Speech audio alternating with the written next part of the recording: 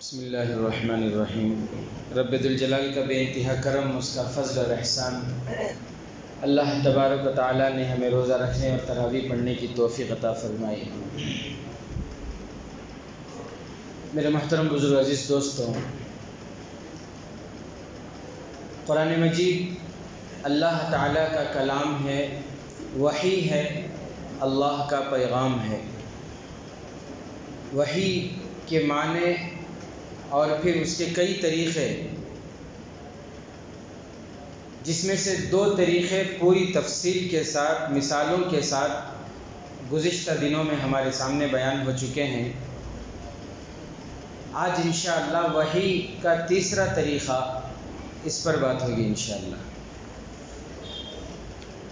پہلا طریقہ تو یہ کہ اللہ تبارک و تعالیٰ فرشتے کو، جبرائیل امین کو انسان کی شکل میں نبی کے پاس بھیجتے، اور دوسری شکل یہ کہ اللہ تبارک و تعالیٰ بندے کو، نبی کو، رسول کو، نبی کو اپنے پاس بلا کر پیغام دیتے ہیں۔ یہ دونوں ہو گئے۔ وحی کا تیسرا طریقہ یہ ہے کہ اللہ تبارک و تعالیٰ حضرت جبرائیل امین کو ان کی اصلی شکل و صورت میں بھیجتے ہیں۔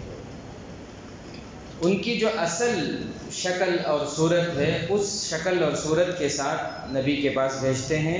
وہ اپنی اصلی شکل و صورت کے ساتھ پیارے نبی کے پاس آتے ہیں اور پیغام پہنچا کر جاتے ہیں۔ حدیث کی کتابوں میں ہے کہ ان کی حقیقت میں جو شکل و صورت ہے وہ کیسی ہے۔ جناب آقا محمد الرسول اللہ صلی اللہ علیہ وسلم نے فرمایا، کیونکہ جبرائیل امین کو اللہ نے سارے فرشتوں کا سردار بنایا ہے، تو جناب آقا نے فرمایا کہ اللہ نے ان کو 600 پر عطا فرمائے ہیں۔ جبرائیل امین کے کتنے پر ہیں؟ 600 پر۔ اور پیارے آقا نے فرمایا کہ 2 پر، جبرائیل اگر اپنے ان 600 پروں میں سے 2 پروں کو کھول دے تو مشرق اور مغرب کو ٹچ ہو جائے، اور ان کا سر جیسے کہ آسمان کو چھو رہا ہو اور پیر تحت الثری کے نیچے، تو فرشتوں کے سردار ہیں، تو اس حساب سے اللہ تعالیٰ نے ان کو، ان کی جسامت بھی اسی حساب سے اللہ نے بنائی ہے۔ یہ ہے ان کی اصلی شکل، اصلی صورت۔ حدیث کی کتابوں میں ہے کہ 3 دفعہ اللہ کے نبی صلی اللہ علیہ وسلم کو حضرت جبرائیل امین اپنی اصلی شکل و صورت کے ساتھ ملاقات کیے، 3 دفعہ۔ پہلی دفعہ جب دوسری مرتبہ وحی لے کر آئے، پہلی وحی تو غار حرا میں، پہلی مرتبہ غار حرا میں وحی لے کر آئے، تب تو وہ عام شکل میں تھے، لیکن دوسری مرتبہ، پہلی مرتبہ غار حرا میں آئے۔ نبوت ملنے سے پہلے ہمارے نبی صلی اللہ علیہ وسلم کو خلوت پسند تھا، تنہائی پسند تھی۔ غار حرا میں چلے جاتے تھے اور جا کر وہاں امی جان حضرت خدیجہ الکبریٰ رضی اللہ تعالی عنہا، امہات المومنین میں سے حضرت خدیجہ رضی اللہ تعالی عنہا توشہ باندھ کر، توشہ تیار کر کے دے دیتی تھی۔ اللہ کے نبی صلی اللہ علیہ وسلم توشہ لے کر سیدھا غار حرا میں چلے جاتے تھے، وہاں تنہائی میں اکیلے میں بیٹھ کر مراقبہ میں اللہ کا ذکر کرتے، اللہ کے دھیان میں بیٹھے رہتے۔ کبھی کبھی 2-3 دن، 4-5 دن، 2 ہفتے رہ جاتے کبھی کبھی۔ حضرت خدیجہ رضی اللہ تعالیٰ عنہ کی یاد آتی، بچوں کی یاد آتی، تو پھر واپس تشریف لاتے، گھر میں رہتے کچھ دن، پھر اس کے بعد پھر غار حرا کو چلے جاتے۔ کبھی کبھی حضرت خدیجہ الکبریٰ رضی اللہ تعالی عنہا خود توشہ لے کر وہاں پہنچا کر آتی تھی۔ تو بہرحال آپ صلی اللہ علیہ وسلم غار حرا میں ہیں، اس وقت آپ صلی اللہ علیہ وسلم کی عمر مبارک 40 سال ہے۔ حضرت جبرائیل امین تشریف لاتے ہیں، اور آ کر حضرت جبرائیل امین فرماتے ہیں ہمارے نبی صلی اللہ علیہ وسلم سے، اقرأ، پڑھیے۔ تو ہمارے نبی صلی اللہ علیہ وسلم فرماتے ہیں، ما انا بقاری، میں لکھا پڑھا نہیں ہوں، میں کیا پڑھوں؟ تو حضرت جبرائیل امین ہمارے نبی صلی اللہ علیہ وسلم کو گلے ملتے ہیں اور دبوچتے ہیں۔ اللہ کے نبی صلی اللہ علیہ وسلم فرماتے ہیں کہ پوری طاقت سے انہوں نے دبوچا۔ حضرت جبریل اتنے بڑے اور کیسی طاقت ان کی ہوگی، لیکن اللہ کے نبی فرماتے ہیں کہ مشقت کی انہوں نے دبانے میں۔ بہرحال پہلی مرتبہ، دوسری مرتبہ، تیسری مرتبہ، ہر دفعہ 3 مرتبہ انہوں نے ایسا ہی کیا۔ تیسری مرتبہ کے بعد جب انہوں نے کہا اقرأ بسم ربک الذی خلق خلق الانسان من علق اقرأ وربک الاکرم الذی علم بالقلم علم الانسان ما لم يعلم، یہ پہلی وحی حضرت جبرائیل امین لے کر آئے اللہ کی۔ تیسری مرتبہ کے بعد ہمارے نبی صلی اللہ علیہ وسلم خود پڑھنے لگے۔ بہرحال یہ واقعہ ہوا، زندگی میں پہلی مرتبہ ایسا ہوا تو ہمارے نبی صلی اللہ علیہ وسلم تھوڑا گھبرا گئے تھے۔ جب گھر کو آئے تو گھر کو آنے کے بعد حضرت خدیجہ رضی اللہ تعالیٰ عنہ سے، بچیوں سے، خادموں سے کہنے لگے زملونی زملونی، مجھے کمبل اڑاؤ، مجھے کمبل اڑاؤ۔ اس واقعے کی وجہ سے ہمارے نبی صلی اللہ کی کتابوں میں لکھا ہے کہ یہ جو کاندھوں کے پاس جو گوشت ہے، یہ گوشت جو ہے وہ کانپ رہا تھا، کپ کپا رہا تھا وہ۔ اور بعض کتابوں میں ہے کہ گھبرانے کی وجہ سے آپ کے دل میں کپ کپی طاری ہو گئی تھی۔ بہرحال اللہ کے نبی صلی اللہ علیہ وسلم نے فرمایا کہ مجھے کمبل اڑاؤ۔ حضرت خدیجہ رضی اللہ تعالیٰ عنہ کمبل اڑا کر لٹا دیے۔ تھوڑی دیر کے بعد جب آپ کو اطمینان ہو گیا تو حضرت خدیجہ رضی اللہ تعالیٰ عنہ نے پوچھا کہ کیا ہوا آپ کے ساتھ، کیوں آپ اتنے گھبرائے ہوئے ہیں؟ پھر ہمارے نبی صلی اللہ علیہ وسلم نے پورا واقعہ، پوری تفصیل سے پورا واقعہ اللہ کے نبی نے بتایا۔ اور پھر اللہ کے نبی صلی اللہ علیہ وسلم نے فرمایا لقد خشیت علی نفسی، مجھے میری جان کا ڈر ہو گیا۔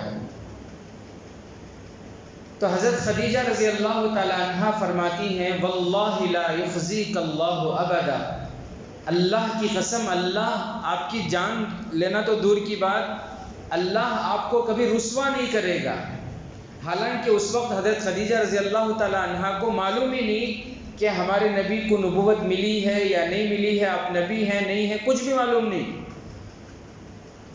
دلاسا دے رہی ہے، تسلی دے رہی ہے، کیونکہ ان کے اخلاق سامنے ہیں، پیارے نبی کے اطوار، پیارے نبی کے وہ حسین جو ہے کیریکٹر ان کے سامنے، تو کیا دلاسا دے رہی ہے، تسلی کیا کہہ کر دے رہی ہے؟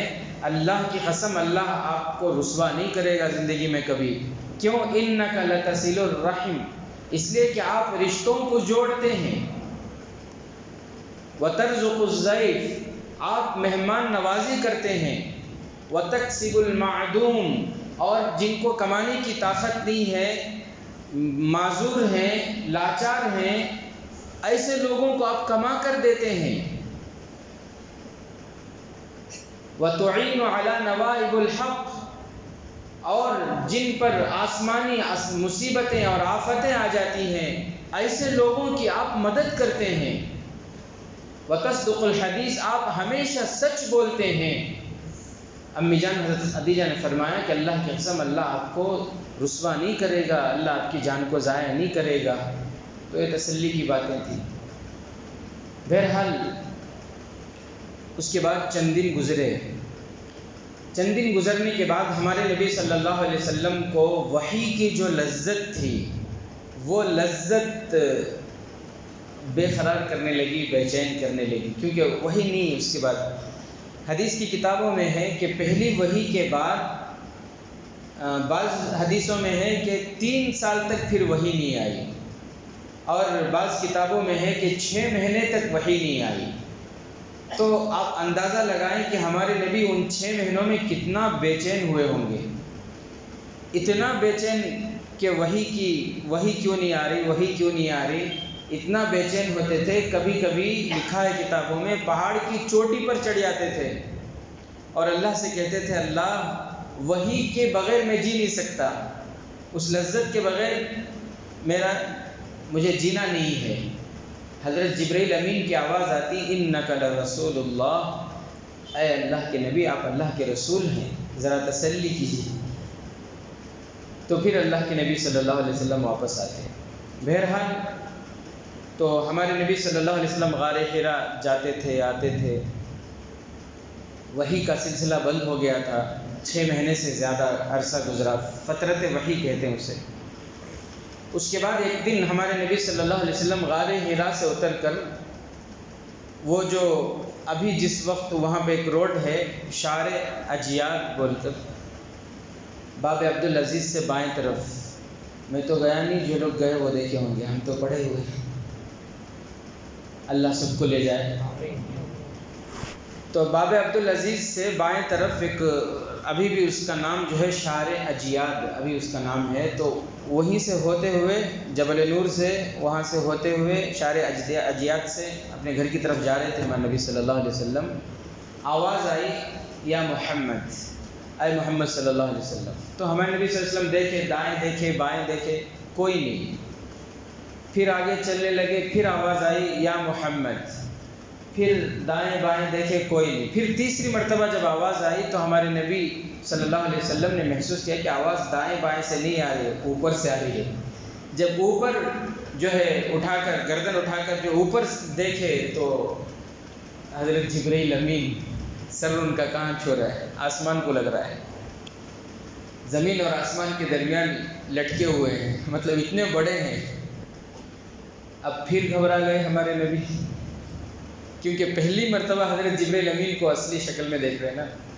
تو گھبرا گئے. پھر گھر گئے، گھر جا کر پھر فرمایا زملونی زملونی، جلدی مجھے کمبل اڑا دو، کمبل اڑا دو. کمبل اڑا دیا گیا، لیکن اس مرتبہ چھٹ پھٹ کر وہاں سے ظاہر ہو گئے حضرت جبرائیل امین. اور پھر انہوں نے جو ہے وہ پیغام پہنچایا، یا ایھا المدثر قم فانذر وربک فکبر وثیابک فطہر. یہ جو آیتیں ہیں وحی کے ذریعے حضرت جبرائیل امین یہ پہنچائے. یا ایھا المدثر، اے کمبل اوڑھے ہوئے، اے کمبل اوڑھے ہوئے، پیارے نبی کو مخاطب کر رہے ہیں. قم، کھڑے ہو جائیے، یہ سونے کا وقت نہیں ہے، کھڑے ہو جائیے. فانذر، لوگوں کو ڈرائیے نافرمانی سے تاکہ رک جائیں. لوگوں کو ڈرائیے، اللہ کا ڈر ان کو، لوگوں کو ڈرائیے. قم فانذر وربک فکبر، اور اللہ کی بڑائی بیان کیجیے. وربک فکبر، یہ ایسا جملہ ہے ربک فکبر. سیدھا پڑھو تو بھی وہی ہے، الٹا پڑھو تو بھی، اس طرف سے پڑھو تب بھی وہ را با کاف، فا کاف با را. الٹا پڑھو تو بھی وہی ہے، را با کاف فا کاف با. بہت سے جملے اردو میں بھی ایسے ہوتے ہیں کہ ادھر سے پڑھو تو بھی وہی معنی، ادھر سے پڑھو تو بھی وہی معنی. جیسے ساس ہے، ادھر سے پڑھے تو بھی سین الف سین، ادھر سے پڑھے تو بھی سین الف. اتفاق سے ساس کا داماد بھی ویسا ہی ہے. داماد اسے بھی ادھر سے پڑھو تو بھی داماد ہی بنتا ہے، ادھر سے پڑھو تو بھی داماد ہی بنتا ہے. ایسے بہت سارے جملے ہیں کہ جدھر سے بھی پڑھو ایک ہی معنی ہے. جیسے نادان ہے، کیا ہے؟ نادان. اسے الٹے طرف سے پڑھو تب بھی یہ نادانی ہے. کسی شاعر نے کیا ہی خوب کہا ہے، تعلیم سے جاہل کی جہالت نہ گئی، تعلیم سے جاہل کی جہالت نہ گئی، نادان تو الٹا نادان ہی رہا. نادان تو الٹا نادان ہی. بہرحال وربک فکبر، یعنی علماء نے لکھا ہے کہ اس میں اللہ تبارک و تعالیٰ یہ بتانا چاہ رہے ہیں کہ اپنے رب کی بڑائی بیان کیجئے. لوگ دنیا کی بڑائی کو اپنے دل میں بسائے ہوئے ہیں، اللہ کے علاوہ کو اپنے دل میں بسائے ہوئے ہیں. آپ ہر موقع پر، چاہے انفرادی ہو، اجتماعی ہو، ایک کے ساتھ بات کرنے کا موقع ہو، کئیوں کے ساتھ بات کرنے کا موقع ہو، جلسوں میں، دوستوں کی محفل میں، جہاں بھی، گھر میں، گھر کے باہر، جہاں بھی بات کرنے کا موقع ملے، آپ کیا کیجئے؟ اللہ کی بڑائی بیان کیجئے. ان کے دلوں سے غیر کی محبت کو نکالیے اور اللہ کی بڑائی کو بٹھائیے. وربک فکبر۔ تو پہلی مرتبہ ہمارے نبی صلی اللہ علیہ وسلم حضرت جبرائیل امین کو دوسری مرتبہ جب وحی لے کر آئے اس وقت اپنی اصل شکل میں دیکھے تھے، اور ایک مرتبہ زندگی میں اس وقت جب ہمارے نبی خود حضرت جبرائیل امین سے خواہش ظاہر کیے کہ تم اپنی اصلی شکل دکھاؤ، تو وہ دوسری مرتبہ۔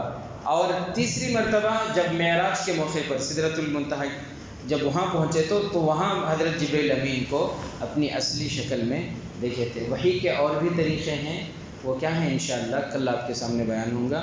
اللہ تعالیٰ سے دعا ہے کہ اللہ تبارک و تعالیٰ ہمیں قرآن سے محبت نصیب فرمائے۔ اللہ تعالیٰ جو ہے ہمیں قرآن کریم کو پڑھنے اور اس کا حق ادا کرنے کی توفیق عطا فرمائے۔